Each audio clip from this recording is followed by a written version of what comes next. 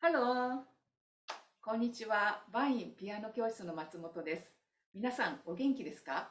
さて今日はピアノを練習したくないときはどうしたらいいかについてお話ししたいと思います。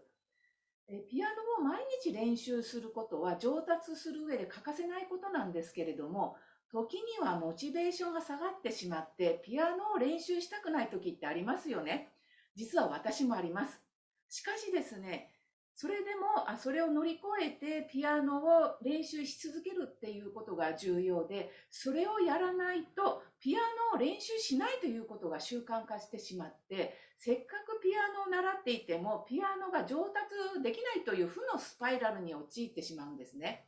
そこで今日はピアノを練習したくなくなった時はどうしたらいいかということについて5つの対処法をお話しいたしますので、どうぞ最後までご覧くださいね。まず1つ目は短いセッションを設定するということです。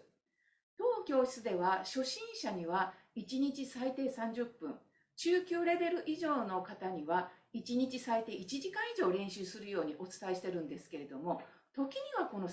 分1時間が長く感じることがあるかと思うんですね。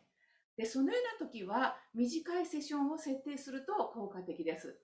例えば5分、10分だけ、ほんの短い時間でいいので、とりあえずピアノに向かいましょう。で、そうすることで、最初はですね、5分の練習のつもりだったのが、気がつけば10分、15分練習していたということがよくあります。で、これは30分1時間は何も続けて30分1時間やる必要はないんですね。例えば30分を3つに分けて10分、10分、10分で練習するとかですね。1時間を2つに分けて30分、30分で練習しても効果がありますので、ぜひそちらの方も試してみてください。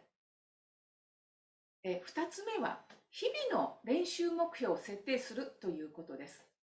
多くの生徒さんで陥りがちなのは、その日に達成したい目標を決めずに、ただ闇雲に、曲の最初から最後までを、練習することなんですね。で、こちらは以前の動画のピアノ初心者が上達しない原因トップ5という動画にも詳しく述べていますので、ご興味のある方は、下にですね、概要欄のリンクを貼っておきましたので、そちらをアクセスしてご覧ください。で、練習目標の例としては、例えば、今日は右手だけを練習するとか、左手だけを練習するとか、苦手な部分を克服するとか、今日はこの8小節だけを弾けるように練習しておくとか、または特定な技術を克服するように練習するとか、いろいろあるんですけれども、その日々の練習目標が具体的であればあるほど上達を感じるようになることができて、モチベーションを高める助けになるんですね。3つ目はルーティン化するということです。練習をしないという状態を避けるには、定期的なルーティンを作ることがすごく助けになります。毎日決まった時間にピアノに向かい、それをルーティン化することによって、その日の気分に左右されずにおのずとピアノに向かうようになるんですね。例えばですね、皆さん毎日歯磨きをしていらっしゃるかと思うんですけれども、歯磨きをしたい、したくない気分にかかわらず、毎日やっていらっしゃる方が多いと思うんですね。もしこれが歯磨きをしたい気分の時だけ歯磨きをすると、歯がとんでもないことになってしまいます。ピアノの練習もそれと同じです。で、毎日決まった時間にピアノに向かってルーティン化することで、さらにいいことがですね、練習の効率がアップするばかりか、集中力も高まって、練習のクオリティも向上するということが分かっていますので、ぜひこれを取り入れてみてください。4つ目は、別の視点からアプローチしてみるということです。ピアノの練習に新鮮さを感じなくなった場合は、別の視点からアプローチしてみましょう。例えば、リズムや表現、音色に焦点を当てて練習してみるとかですね、自分の演奏を録音して聞いてみるとか、